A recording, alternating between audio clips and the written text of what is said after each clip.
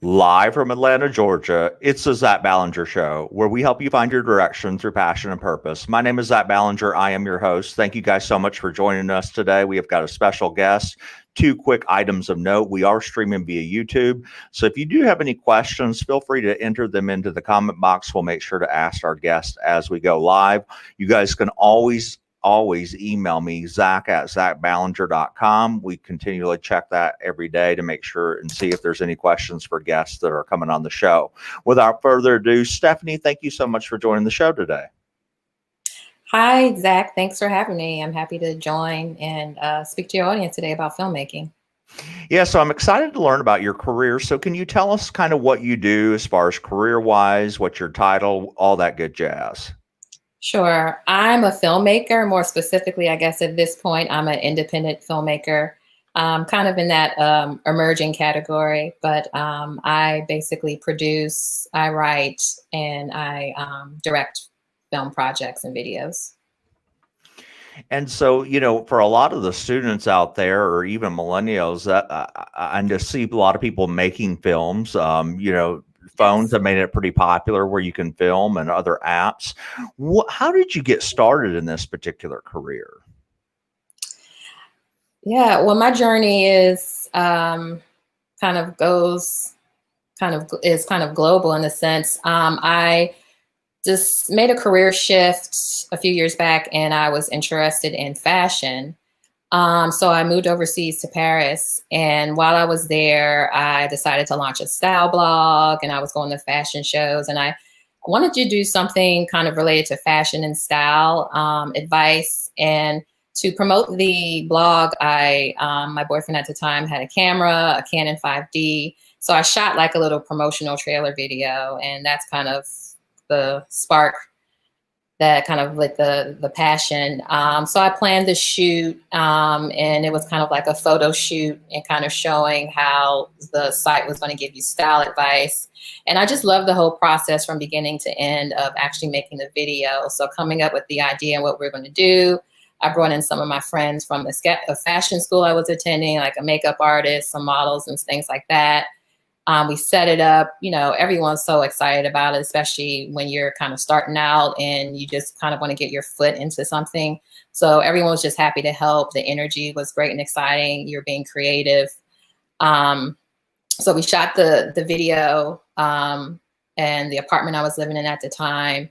And then I edited it on iMovie, the free software that came with the Mac at the time. And I just loved it. It was just a satisfaction of seeing an idea and the vision come to life from conception to completion. And after I finished editing and I added music and I was like, oh my God, this is amazing. It was just kind of a self-satisfying type of thing. And so from there, I diverged once again on a different track. So I decided that I still like fashion, looking good, love style.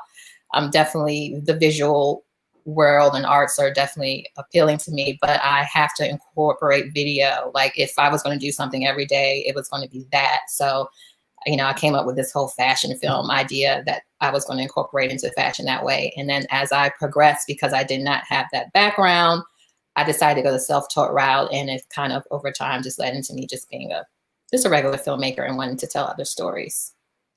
Wow, such a great story and a great Yeah. journey. Now, how long have you been a filmmaker? Oh, I mean, I am, I'm in the emerging kind of just starting out. I've had the blessing of really completing my first narrative fiction project within the last year, meaning it's a completely original story that I wrote and shot myself. But before then, it was just the working and developing phase. And that's really been, I would say, seriously, the past 7 or 8 years Wow. And that I've been doing, working on sets from commercial to commercial shoots, for, ads to independent films shot here locally to just the corporate video kind of servicing businesses. so what type of films are you currently doing? Do you do mainly business or do you do fictional like movie types or a little bit of everything? What films are you particularly working on? Well, it's in particularly, I mean, location and geography isn't, is a strong factor. There's two kind of main kind of cities that kind of foster film in the United States. Well, the major, New York and LA. Of course, there's some other regional giants like Atlanta.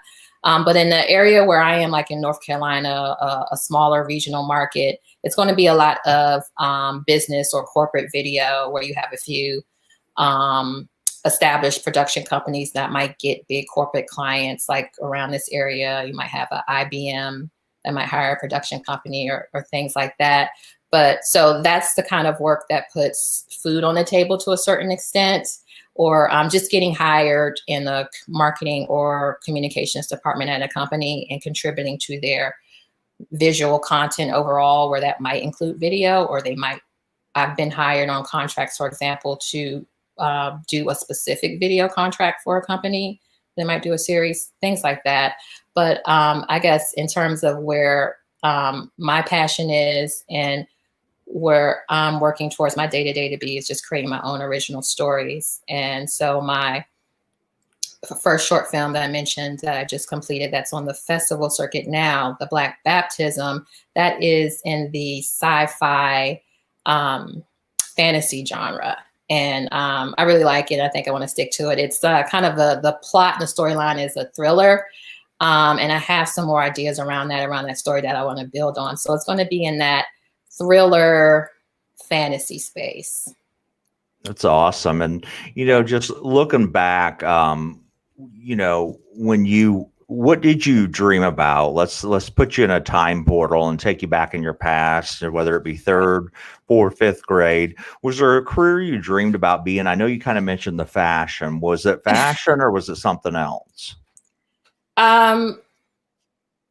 Third or fourth grade. Oh, wow. You're trying to take me back. Even, and if you can, at high school, or just something that you kind of had your mindset on in grade school or college, if any. I didn't have one really, so yeah, I will. My answer is going to be, it's probably kind of all over the place. I was definitely interested in a lot of things. My parents thankfully were able to allow me to explore different things.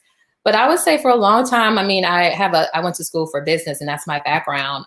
It was kind of just interest in business and entrepreneurship. I was interested in, I think, being a doctor, like grade school. That's what comes to mind, being a doctor. But overall, I wasn't really sure going into college, going into school when you explore careers. But I knew that I was ultimately interested in business until I discovered this.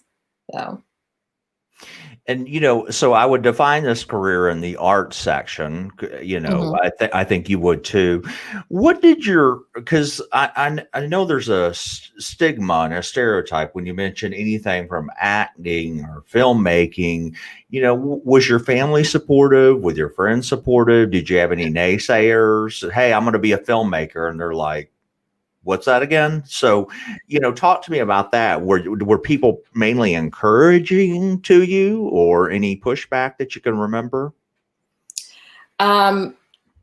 Yeah, so for me, because I made a career shift, my family has done a lot and they have overall been supportive, but they weren't as supportive as I thought they would be when I decided to make the change. And that was definitely disappointing, especially when I came back and I knew for sure that I wanted to pursue this direction, because that was also the purpose of going overseas. It was like, I want to find my purpose. And actually, I spent the time and kind of did, and I found something. But at that point, I think their whole thing was like, pick something and stick to it. And then with parents, I think, we get upset with them, but their concern is like, are you going to be able to provide for yourself and take care of yourself? So they weren't as supportive as I hoped they would be. And I think that's common for careers in the arts, because there are a lot of financial challenges. The arts do struggle. And you also do need a lot of resources and financial help to create art, no matter what it is. It's pretty expensive. Filmmaking probably being the most expensive. So, their whole thing was like, okay, was fashion, now it's film. And then also like took me a while to kind of get into film because I had that learning curve too. So I was a little disappointed that they weren't as excited as I was, I guess, but they supported me how they could. Like I regrouped when I came back. They didn't like say, hurry up and do something different or try to shut it down, but they were just, kind of like, okay, when you're gonna be able to, get back out there again like you were. Yeah, and a reason I asked that and have you share that story is because a lot of the times, we have careers in mind that our parents want us to succeed. They want us to be successful. They want us to be able to put food on the table, things like that. So, they love us and, our friends. But sometimes when I interview people with careers a little bit outside the box, at first, for example, I interviewed a juggler who's a Guinness Book of World Record juggler right now, and that's what he does for a living. Well, could you imagine going home and being like, "Hey, Mom, I'm going to be a juggler tomorrow," and Right. that's going to give you pause because they care about you, but at the same time, you're an adult and you have a focus, and now you're an established independent filmmaker. So I love hearing the story how you were able to come out on the other side. Now on the flip side, you talked a lot about your passion in the film industry. You talked about the good things of it. This is sometimes a little bit hard for people to answer, but is there something that people should know that's difficult about your job or something that you have to deal with that may be a hassle or maybe you don't even like to do? Well, if you want to make your own work, I mean, just getting it done is going to be a challenge. You have to be realistic and expect like the process for a film project takes several years. So be willing to invest that time into getting something done that you want to get done that you're committed to. So the most frustrating part are certainly the financial barriers. Um, you know, I've heard it said before, interviews from like actors, other creative filmmakers, like, what advice would you give someone? Like, be rich, have money. That's, the cold truth of it. But it doesn't mean that you can't be creative and satisfy that need and that desire. Um, but so apart from that, I think just in terms of filmmaking, whether it's video, whether it's a commission, business, a documentary or creative, I think the most challenging part is, I would say, the production side, like shooting, because that's where you kind of have to get it done in the can is the term, and where the logistics side comes in, where you're trying to bring all these different people together to help you create, realize your vision and create it and manifest it. And production is like really logistical. So getting everyone at one location at the same time, everything you need, ordering equipment, all of that. And so you have to that's certainly the business end. And I've seen creative people challenged with that. A lot of times it's either there's this dichotomy, either they're like super creative and they don't want to handle business, or you have the business people that aren't creative, and maybe you can find a synergy or a good partner. I feel like I'm pretty balanced because I have that business background. So going in and like organizing and creating documents and working with people, lists and planning is fine with me, and it was easy. But if you're like a creative person and you just want to create and plan and focus on your vision, and you don't have the resources to hire someone dedicated to that, you're going to have to maybe do that if you really want to get some of your projects done, and kind of really be organized, really be very organized, get familiar with using Word documents and spreadsheets. I've seen a lot of people that just don't like to work like that, and it really affects the planning, because once you get down to shooting something in film, once you get on set and you have your plan every day, that extra, if you have a delay, you have to shoot an extra day, or something happens and you have to reschedule, that costs you money. Gotcha. Thanks for going into that. Now, if someone were to spend a typical day with you, and I know for everyone, this is such a difficult question because all of our days look different. But if you had to describe it, and somebody was doing a preceptorship with you, or was job shadowing, and Stephanie wakes up in the morning to the time she goes to bed, what does a typical day look like? It's pretty laid back now. I mean, I'll just pretend like we're not in a pandemic, I guess. But I mean, I've kind of realized as I thought back, I've always really worked from home ever since I graduated. Because when I came out of school, I was in consulting.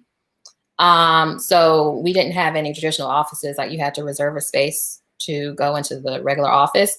So I've always worked from home. But then going into film, so it's really a lot of sitting behind a computer. I gotta be honest with you, until you get to the shoot, a lot of sitting behind the computer and planning.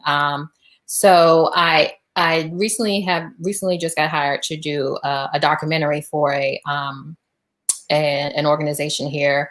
And so I'm kind of starting to dive into the planning process now. And so the majority of filmmaking is that pre-production, what we call the planning phase. So if you have a script, or if you're kind of figuring out how you're going to tell your story, looking at visual ideas. So I've been watching a lot of movies. So yeah, watching a lot of movies, working with a lot of spreadsheets and lists, like putting together what a top possible schedule is going to be, you know, who I want to work with, the crew, you finding locations to shoot. So once we kind of get the visual concept that we want out of the way, once the writing process is done, you know, you have your story, what you're going to tell, which takes a long time. Some people, if this is like your own project, it may take you a year or two to get a script together. It just depends on what you have. And then you start going out and looking at places, and that's when you kind of start interacting with people. So you start looking at places you might want to shoot. You start talking to people that are going to be on the camera, and that's when you start engaging. But yeah, a lot of it is like working at a computer. And then when you get back to editing, you're back behind the computer again. So, you know, you do have to be technologically savvy, comfortable with the computer. You know, I still meet people now who aren't, and that find that pretty frustrating. But, you know, be willing to learn different software, all these kind of collaborative interfaces like your Slack, Trello, those type of collaborative and project planning tools that you'll need. Spreadsheets.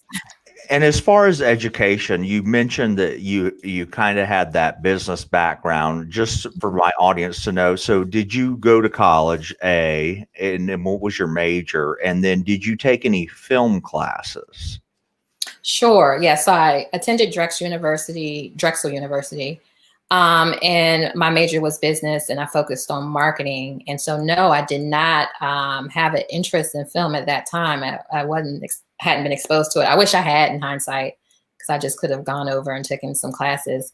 But my path here has been completely self-taught, and that's absolutely possible, because this is, like, again, a technical.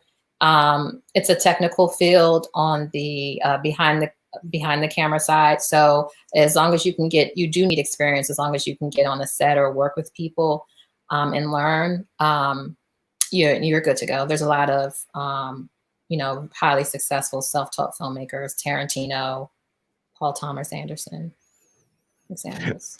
And you say that so nonchalant, but just the hard work that you had to put in to self-teach yourself. I mean, that's a pretty great accomplishment. It definitely was more time consuming. So it just depends. Like I made a decision when I said, okay, this is something else I want to learn. I made a decision that I did not want to go back to school. So that wasn't an option for me. I didn't want to find another program. I didn't want to go into debt, and I had already kind of been jaded. You know, coming out into the workforce, and things aren't really what you learn how they work in school. It's not, you know, also about merit, and it's not about someone always having the skills that you need, or really, you know, a lot of stuff you learn in school you don't, you know, you never use to a certain extent. So it depends on kind of where you are. Going to school can be valuable. I mean, from what I've seen, a lot of the people coming out of schools, one of the huge benefits is just their network. You know, they can get a project done because they have people, that friends that they met in school that'll come and help them at no cost and stuff like that. And if you don't have that network, you have to put in work with people so they can trust you and feel like there's someone that they want to work with, and that takes more time. I would not get into debt just for that benefit. Great advice. I want to get to these questions that we did Sure. have come in. So the first one comes in. It says you mentioned that you do some films for corporations as far as promotional videos. Mhm. How important it is to have a portfolio when you go about soliciting for business? It's very important. That is what you're going to be judged by. You know, you just have to accept that this is a visual field. You know, people are so bombarded now, you know, with media and things like that. So if you want to present something, or they want to see if you're a good fit, they're just going to want to see your work first. They may not even look at your resume. Gotcha. And then Um, go ahead. Go ahead. Sorry. oh, I mean, well, I don't want to say they may not look at your resume, but a resume is not going to be enough. They want to see that you can produce kind of what they're looking for. If you can do it, if you've done it before. Makes sense. And so the next question that comes in, it says, I want to do this particular type of field. How do you make a video go viral? What are some of the Oh. keys? Um, I'm not a kind of content or analytics expert, but just from what I've seen, because I do, you know, I'm promoting my film myself. I'm doing my social media. I've done web. You know, I have I eat off of kind of the digital marketing space or contracts. There is no secret formula for that, guys. There's no secret formula for anything, guys. Y'all got to put the work in. But you know, it's either something that is going to really catch someone's attention. So you either have to trigger people emotionally, and some kind of controversial or cute topic, you know, like some, you know, whatever is kind of controversial or cute at the time, or like a cute kitten, you know, that type of thing. Maybe incorporate an animal, but also already have an audience. Really, it's really about having an audience. So you have to put in the time to build up your social media audience, and that's the best way to increase the probability that a video is going to go viral, because people are going to share it. Makes That's my sense. answer. Zach, you No. might know more about that. Zach has No. 40,000 followers. No, I mean, Um, it makes sense. I mean, like you said, there's no magic formula to it. You can't just one day. Some people, things just click. But I think you said something. It's all about telling a story. You know, I think of the mhm, viral figures. You know, somebody popular like John Maxwell or somebody like that puts out a tweet or a video. It's going to get likes and hits. But if you don't know something, it's all about telling a story and being consistent. mhm. You know, social media it's not really hard. It's just you have to put the work in, and that's every single day. You're Yeah, making quality content, and you know that sounds so easy, but it's really not. It's you have to be consistent with your followers and offer them something of value, I would say. But yeah. I like your answer too as well. The next question that comes in, I think you kind of covered this, but a student asked that they wanted do what you're doing, being a filmmaker. What major would you suggest for them if they wanted to go to college? I would get into a film school. I would just focus on film school. I mean, of course, there's some universities that have their recognized film programs, like your NYU's, whatever. So just find a program that has filmmaking where you're going to, you know, so if you know you want to make movies, find a film specific program, because sometimes people might there's these mass communications or the journalism or comms majors, and people get exposed to the production side with those. But from what I've seen, sometimes people don't come out with some of that, the technical and that craft, craft knowledge of constructing a film and story. So find a film specific program. If there's a standalone film school or a conservatory where they focus on it, where like you look at the program and they have people that want to study directing, specifically cinematography, production design specific, then it's a comprehensive program. Or, if it's a recognized university like NYU, which you don't have to try and get into, you don't have to spend money there to be successful, but it's one of the more prestigious programs, but it's part of a bigger university, but it has to be a film program. Gotcha. And I would see if there's, classes on where you are going to work with the camera, you're going to do editing. Because I've seen it where it seems like people kind of just have one expertise in one thing, and they don't, maybe they don't even know how to use a camera sometimes, or they, can't go in and edit, but just kind of be able to maybe do your own project yourself, or just have the knowledge, so you can have less crew. That makes sense. Gotcha. Good advice. So the last question is, someone asked, how long did it take you to write your first movie script? So the short film, I was actually working on the script for a few years, but to be honest, when I first wrote it, I would say 30 days. And what I did was I went away, kind of did like a little retreat, went away and stayed with a friend for 30 days straight, and I wrote it out.